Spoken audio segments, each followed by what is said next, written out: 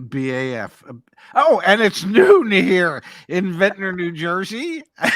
And this is Your news, voice cracked. and this is news that you can use from CarEdge with your hosts Zach and Ray. And I was just referring to a BAF, my big ass face, when Zach fooled me and we went live. So I apologize for that, everybody.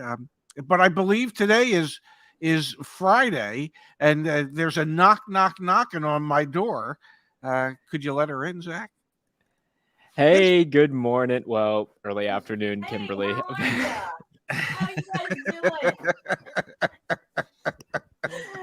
My face is really big today. No, how are you guys? It's Friday. It's Friday. It is Friday, Kimberly. Good to see you. Thanks for being here with us. And we are going to stick with the 3 across big face setup because we got big news. Pops' face is the biggest, though, so we're going to pop him right in the middle there. Well, I like I'll move the camera back so my face is slightly smaller. I like how that works for you. All right, gang, let's kick things off. Let's jump straight into it. We have a lot to cover today. First things first, though, Kimberly and Pops.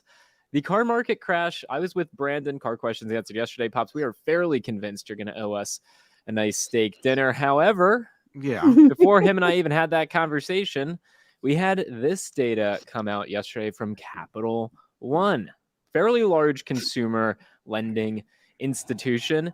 Their originations, we already know Capital One dropped out of the dealer floor plan space. Yes. That was a decision that they had made just a couple of weeks ago. But Kimberly, originations at Capital One down 47% year over year. Am I mistaken, or does it seem like banks are disinterested in taking on the risk of financing cars right now? Yeah, it's part of the tightening of their guidelines for sure. I don't know. I kind of take it as a grain of salt right now. It's fluctuation. I can remember there was only once or twice during my career in the finance office of having an OSH moment. We're running out of subprime lenders. We need to go find some subprime lenders. They come back, then they go, then they come back. But this is a whole new, unique situation. You know the one thing you never seem to run out of? What's that, Ray? Subprime borrowers. And that's why we were like, oh no, I'm down to 1. I'm down to 2. Yeah. Yeah. Exactly. Yeah. But Kimberly said something interesting there, Pops, if I may. Yes. You've literally experienced running out of lenders. Like, yeah, I didn't know that was a thing. Help me understand. Like, what does that look like? What does that mean? Okay, so whenever you walk into the dealership and the salesperson says to you, oh, don't worry, we can get you finance. We have, our finance manager has over 50 lenders to work with. Well, it might not be 50, it might be 50, but we definitely have a large selection. And of course, according to deal structure and what bank pays me the most, I know where I'm going to put you. But I have ridden through a lot of times where subprime especially just disappears. They just go away. And then you're thinking, okay, I'm down to 1 or 2. A finance office, Zach, will only carry so many subprime lenders. And they'll put the majority of the loans through 1 or 2 of those subprime lenders. But over the years, they tighten, they go into other areas, they drop out all completely. Citizens concerned me a little bit whenever they went away not too long ago, or they're on their way out. Yep. Because I use them heavily, and they are in the indirect lending space. But yeah, I mean, we do see this come and go, and yeah, it gets scary whenever you don't have any subprime lenders. We always are good with prime, near prime, high prime lenders. We've got lots to work with. What do you make of this, Pops? Well, what I see is what Capital One is doing is they typically deal with a lot of credit challenged people. And obviously there's money to be made in that space. But I think they're thinking that there's other avenues within banking where they can make more money, rather than A, floor plan dealer inventory, and B, be in the indirect auto loan business. So they're just directing their resources to more profitable areas within their industry. And that doesn't necessarily bode well for the automobile industry. It means there's one less player that is actively involved in lending money. And when you're trying to get somebody financed, you want to get their approval at the bank that's going to offer the dealership the best possible buy rate, thus maximizing the F&I department's opportunity for a bigger profit. Mm-hmm. If the buy rate is normally 4% and they can mark it up to 6%, but suddenly that bank is no longer available, and now the buy rate is 6%, and in order to keep the customer in an affordable position, you can only mark it up to 7% to keep their payment where they need it to be. Well, that directly impacts the F&I department's ability to produce profit for the dealership. I'm less interested.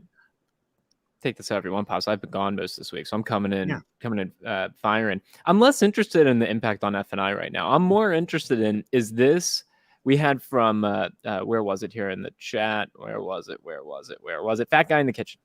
Just another crack forming in the foundation. In sync, you guys both looked at it. That was very cute. To me, that's the interesting storyline here, Pops and Kimberly. Is this another crack forming in the foundation? Because I led with today's show saying this is a car market crash, and that Capital One having this big a decline in originations on the heels of Citizens pulling out of doing lending, on the heels of Capital One pulling out of doing floor plan lending, on the heels of other banks. The announcements have been left and right coming quick and heavy. My question to both of you is this really the cracks starting to form in our foundation of a model where pretty much anyone can go buy a car, just put enough money down, you're going to go get finance? To me, it seems that way, especially when I was at the auction yesterday, I saw those repo cars sitting around. But Kimberly, it sounds like from your perspective, you think this is just the oscillation. The market goes up, the market goes down, the market goes up, the market goes down. You're not reading too much into these tea leaves, are you? I'm not, but there is always what you said in the back of my head. What if I'm a what if kind of, what if it is the cracks in the foundation? I don't think so. There will always be lenders for the finance manager to put people into. And Zach, I see this as, it's not a crack in the foundation as much as it is a statement that the banks, along with the manufacturers, are playing to a smaller market. Mm-hmm. Okay. They are saying that there's a smaller number of people that can actually afford to buy cars, and most of those people have very good credit, and that's the market we're going to concern ourselves with. And that's the market that the manufacturers are concerning themselves with. So I don't necessarily see it as a crack in the foundation for the people who can actually afford to buy cars. I see it as it making it more difficult for those who are on the fringe of being able to afford to buy a car, and those people might find it harder to get the financing they need in order to do it. All right, I hear you both, but what if, Kimberly, following your lead here, what if instead of talking about cars, we talked about hogs? Hogs? I don't Hogs? know. I love a good hog. Yeah. Yes. Harley-Davidson Financial Oh. raises loan loss provisions 82% year over year as credit performance deteriorates. Realized credit losses increased 130 bips, 1.3% quarter over quarter. We have seen not only in the auto sector, because I think this is another area where our audience finds interest. So now we're looking at motorcycles, affectionately known as a hog, I think, if it's a Harley Davidson, but don't hold me to that. And we are seeing not only this happen in auto, gang, but we're seeing it happen in the motorcycle space as well. And the trend is identical. We have Credit Acceptance Corporation earnings coming out on Monday. You look at last year's earnings from Credit Acceptance Corporation, Kimberly, and their loan loss provisions went up over 400% year over year. So keep me honest here. Why is this not a crack in the foundation? These financial institutions allocating more money for losses, realizing more losses, and saying, you know what, we'd rather lend elsewhere. Yeah. I think it's a sign of the times of what we've gone through the past 3 years. And you could be right. What if? I still have that in the back of my mind because we are in different times now. But also, let's not forget in my opinion, there's a negative equity surge that is on its way that isn't here yet. Because quite frankly, I'm shocked at how many people are still buying vehicles at the crazy, insane prices that they've been. But I would bet, and I would love to get Ray's take on this, those are the same people that trade their vehicles in every 3 or 4 years. Because they're still buying up here, and as if nothing is wrong. And I have a feeling they're going to be trading in. There's going to be negative equity coming. That combined with the fact of pricing of vehicles. People are going to start trading in cars. It's been, 3 years since, the thing happened and everything changed. In the next 3 years, there's going to be a lot of negative equity coming. What do you guys think? I would tend to agree with that. And the reason there's going to be a lot more negative equity is because longer loan terms have become the norm. So it just takes longer into that loan before you reach a point of being equal or positive on the loan. But as far as Harley-Davidsons are concerned, in inflationary times like now, where people's paychecks don't stretch as far as they used to, I think things like Harley-Davidsons are less desirable because that is more like, okay, that's my Saturday, Sunday fun vehicle to drive around in the spring and the summer and the early fall. And you know what? If I'm having a hard time making my mortgage, my car payment, my insurance payment, because that's gone up, well, you know what? The Harley-Davidson payment can wait. So I just, as hot as Harley had been for a number of years, Harley-Davidson, I think in tough economic times, that just becomes one of the discretionary items that people spend on that falls a little bit by the wayside. So more people then would be trying to sell their Harleys, putting more Harleys out into the market. Yes, and trying to sell their Harleys while they are proud possessors of negative equity on their Harley-Davidson loans. And yes, I'm sorry, Zach, dealerships will take Harleys as trades. Definitely. Hey, I want to hit on one thing you said, Kimberly, which was we still have people go into the dealerships. And you know what? Even individually, we can all corroborate that. I've got to say, we've helped thousands of people in the month of April buy cars at CarEdge.com. So we are seeing still tons of people go out there and purchase vehicles. However, organizations even larger than ours, and let me zoom in on this for you. These are the leading indicators from Cox Automotive. This is from this week. Leads were down year over year so far in April on both AutoTrader and KBB, and leads were down from month over month compared to March on both sites. Credit applications on DealerTrack were down 9% year over year last week. Unique applications on a same-store basis saw improving trends week over week. So we are seeing some mixed signals, but generally a slowdown from the data that Cox Automotive puts out, which is a much larger data set than anything CarEdge has our hands on. And so if they're saying, and I can't wait to see the next week's update, if they show another week of trends, which if they show another week of slowdowns, I think that would corroborate a bit of a trend based on what we're hearing from people that we talk to, our community, and then obviously that data. And that will inevitably put some pressure on prices, as would the fact that people are taking themselves out of the market because the prices of those vehicles are so high. I would tend to agree with that. And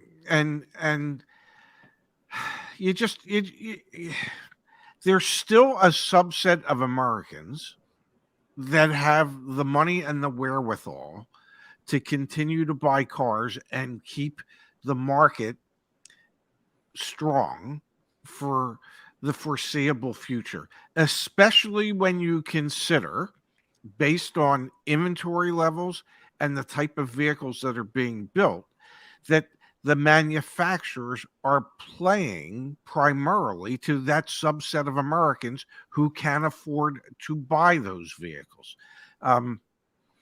We have discussed it in the past, at least in my opinion, they have decided to leave the middle class and the lower middle class behind. They're not interested in you or I or Kimberly as customers anymore. They are more interested in the people that are in the upper middle class and upper class who can reasonably afford to maintain and stay within the automotive market than they are with the rest of us. It's just a sandbox they've decided to play in. Yeah, Kimberly, well said. can I share something with you to get your take on it? I know I didn't share it with you in advance, but I'm very curious to get your love take this. Let's do it. So Pops is saying that automakers have chosen, a new sandbox to play in, and they're segmenting the market. One segment of consumer that automakers seem to be intentionally avoiding. Do you have any guesses, Kimberly? Women? No, it's not a gender. It is a age range. There is some data just came out today. This was from Lending Club. All right, look at this. We have 66% of Gen Z consumers living paycheck to paycheck in March. 73% of Gen Z paycheck to paycheck consumers who have spent $100 on a non-essential expense in the last 3 months. At the exact same time, that is the same group who are defaulting on their auto loans at a higher rate than anyone else. The interesting storyline here, we have some other data I didn't get a chance to queue it up. The interesting storyline here, Kimberly, is that these young people, Gen Z, not my generation, a little bit younger, Gen Z are being marketed to go spend a bunch of money. Then they go spend that bunch of money. Then they don't have enough money to actually pay for things. And then they go delinquent. And then they wonder, well, credit score, schmedit score, I don't really care. What do you make of that?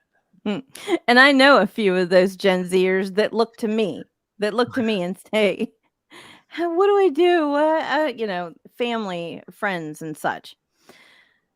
It makes sense to me. It's education. There's no education. Gen Zers have zero clue. At least when I was in school, they taught us how to write a check. Gen Zers have no idea. Honestly, they need credit classes first to figure out how to handle what is credit. Ask a Gen Zer if they know what their credit score is. All three of them. I don't know what the three are. What are you talking about? It's all about education, Zach. And what you just showed me makes sense to me. And then, Pops, does it make sense that the automakers are intentionally leveraging or taking advantage of that group? Oh, they don't really understand. We can get them on a 96. Like, to me, it spells disaster a couple decades from now. But what do you think? I still think that they're playing to that other subset. They're obviously that younger generation doesn't understand credit per se, perhaps doesn't even understand how to budget per se. But the manufacturers have made a conscious decision as to who it is that they're really interested in.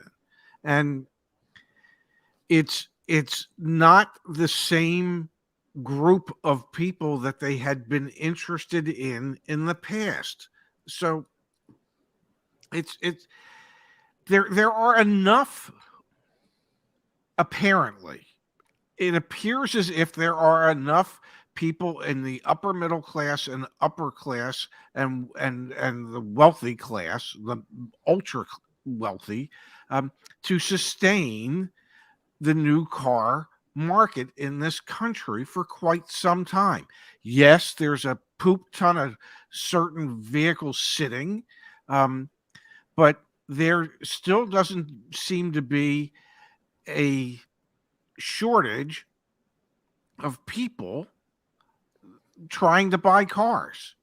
Okay, and there's a bigger subset of people trying to buy cars that actually can't afford to buy cars at all, and can't get the financing to buy the cars, or don't have the cash down to buy the cars to qualify. And that ties back to the Capital One news. Yeah. The fact that their originations are down Yes. 50%, 47% is because of that. It sure does. Yes, Because we all know Capital One, they appeal to a younger generation. They've got the slick app. They've got their auto navigate. It's the same group that they can't even get approved. Mm-hmm. Yeah, to me, it's all about education. So picture this, you guys. You've got two Gen Zers, A, B. A walks into the dealership and says, "Hey, I really like that car. Yeah, I want it." And they sign a whole bunch of paperwork. They just know they want to be in that car. They don't care about anything else. And then B walks in and says, "Hey, I really like that car. Let me talk to the finance manager. Finance manager, here's what my credit score looks like. Here's how much credit I have, but I do have some money to put down. I'm a first-time buyer. So if you have any programs for that, that would be awesome. Try and get me your best buy rate. I'm ready." Well, there's a recipe for disaster and there's a recipe for success right there. Definitely. Yeah, I mean, I hate to even share this with you guys. And then let's switch gears. We've got another great story. And then we need to do successes, wins this week. And I have a huge thank you for my win. There's a viral TikTok right now of a guy who didn't realize he leased his car. And he's like the reason it's gone viral is he's like shocked that he thought after 36 months, he's paying more than he thought he should be paying on a monthly basis. But he was thinking to himself, okay, but at least when I'm done, I own the thing and I don't have to pay it anymore. And he realized that he's on a lease and he had no clue what that meant. And he's like, oh, wait, if I want to buy it, I'm gonna have to spend $20,000. That's the younger generation. And then the whole reason I'm on TikTok is to try and help people like that, because I've learned from you guys what I need to know about that. But that's the type of stuff that goes on out there. And it's always gone on. But you're so right about the education piece, Kimberly. It's what's missing. I do want to watch that. But the problem is once I do, 5 hours have gone, daylight turned to dark, and I have no idea. I went through a time warp. Yeah. But I do love the TikTok. And truth be told, it really always has come down to education. Mm-hmm. And Kimberly hit the nail on the head. Yeah, when we were, yeah, there were such thing as paper checks. Okay. And B, they taught you how to write one. And today, when you say the word check, they're thinking it's a blue check mark on Twitter. Very hip. Well, for an older guy. Very good. So and we know that this stuff is not being taught in high schools. Because we encounter people all the time in the community, and the people that we try to help and educate. It requires people to be curious enough to want to find out how this stuff really works. Yeah, and Pops, if I may, because we've got the three of us on the screen here, one of the things that I'm most proud of that as a trio we worked on was if you go to CarEdge.com and you go to resources and you click on Deal School. Deal School is one of the best things we've ever put together. There's a free version of it out there, and then there's a more recent, really incredibly well done version if you click on Deal School that you get if you are a CarEdge Coach member or if you want to purchase it. So we are doing our best here to try and educate. And I will remind everyone, I haven't been on in a while, so this hasn't happened on the show. We're running a promotion that ends Sunday night, 20% off for Data and Coach. And I think it's $100 off, Kimberly, for our extended warranties between now and the end of the month. It absolutely is $100 off extended warranties. And before you give us slack, if you're new here and you're saying, oh, you're just trying to sell us extended warranties, you're slimy. There's no information needed from you to get a quote. There's no spam. The prices are going to be, oh, there it is. There you are, Pops. You're everywhere. There he is. There's the prices can be used to negotiate at the dealership. They should be significantly cheaper than the dealership. It's all right here back on CarEdge.com. All right, I want to turn our attention to one other thing. May I say one thing first? Yeah, please. There is on the CarEdge main channel today, there is a video running, and it is a video with an attorney in Florida, and Josh Fagan. He is a consumer-oriented attorney. Could make more money doing personal injury, but that's besides the point. And I believe it's sueyourdealer.com is his website, Yeah, it's or incredible something like brand. that. But But he's licensed in DC, Vermont, and Florida, and he helps people. And that video that's running today will help educate other car shoppers as to things they need to be aware of. And that's the type of thing, when I say education, that I'm talking about. And so I just wanted to mention that. I know there's almost 800 people watching this, and if 800 people tell 3 people, so maybe 2,400 people might watch. But it's an important video, and it's an important piece of what it is that we try to do here in the educational piece. completely agree. Yeah, if you haven't watched that video, please go check it out. Let's actually jump right to it, guys. Unless, Kimberly, there was something top of mind for you, why don't we jump to some successes from this week? Well, I just wanted to comment quickly. Please. I don't know if I'm freezing or not. I just want to You're not comment freezing. quickly when it comes to selling extended warranties. It reminds me of Southwest. When I would get on a plane with Southwest, they would say, "We love you, but we'll leave you." And I kind of feel that way. Like, if you don't get there in time, I kind of feel that way. Like, we love our audience and we love our community, but we really don't care if you buy an extended warranty from us or not, because we'll also teach you how to negotiate one in the finance office if you want one. If you don't want one, fine. We gave you some alternatives as what else you can do besides get one. It reminds me of Southwest. We love you, but we'll leave you. We love you, Kimberly, but if you I'm don't not have to buy an mistaken- extended warranty from us. If I'm not mistaken, we own the domain name cancelmyextendedwarranty.com. So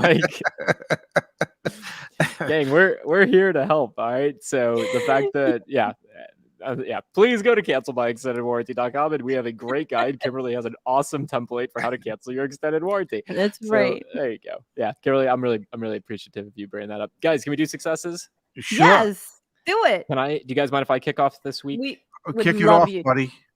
Kick All it right, off. so I've been out and about recently, and yesterday I had a chance to be with a friend of the channel, friend of the Ray and Zach channel, friend of the CarEdge channel, Brandon from Car Questions Answered. So if you are unfamiliar with Brandon, that is his face. That's what he looks like. His channel is great. He is a used car dealer. I don't even know how much information he's shared. He's in North Carolina. He's a used car dealer. And having been now to his dealership, I understand why he doesn't want to get overrun with folks coming to him. They're busy. They're helping people. And he took me to a couple auctions yesterday, guys, and that was an awesome experience. I mean, I just have my level of empathy for dealers actually went up yesterday after seeing the type of BS they have to deal with at the auction. And my level of conviction that Carvana made a bad decision in buying ADESA also went through the roof.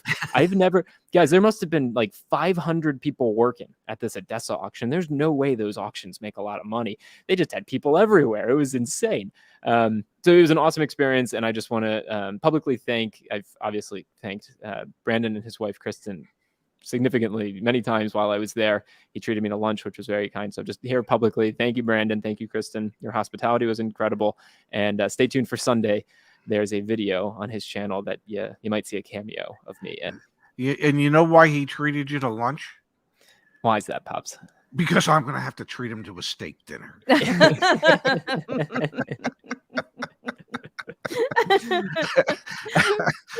That's awesome, though, Yeah. Zach. I think that's great. I love that you got to experience that. I went to auction once, said, no, I'm going back to my finance office. The hot dogs suck. And the fact that they had the popcorn, like the guy literally, I'm just like, this is this is out of the 1960s. Like it was. Yeah, we would send our title clerks too. Our title clerks would go on the weekends to the auction, and It's just a mess there, Kimberly. it's Like it's just crazy. chaos. It's absolute chaos. Yeah, it's insane. It's really, and this was like how mind blowing it was for me. You literally just go out and walk through the cars. All the keys are in the cars so that everyone can turn them on, check them out. Brandon was explaining to me some of the BS that happens at the auctions. Like folks will steal keys out of cars just so that then they can't find the cars to run them, but then they kind of still run them, but then they'll pull spark plugs so that they run crappier, so that then it's just insane what goes on at these things. And it was great for me to learn. I love that. Love that for Yes. you. Your turn, Pops. Kimberly's going to back clean up here today. Thank you both. What's my win? Yeah. Well, my win is that I made it another week.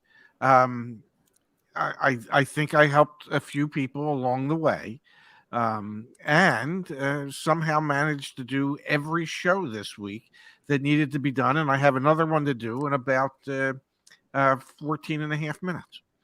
Kimberly, your turn. We're proud of you, Pops. Thank you. Proud of you. Very proud of you. Thank you. Thank you.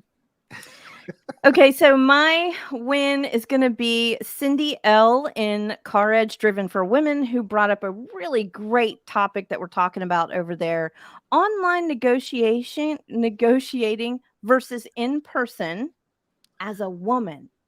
What a great topic. And the ladies are over there talking about it. That's Cindy L put that out there. Thank you, Cindy.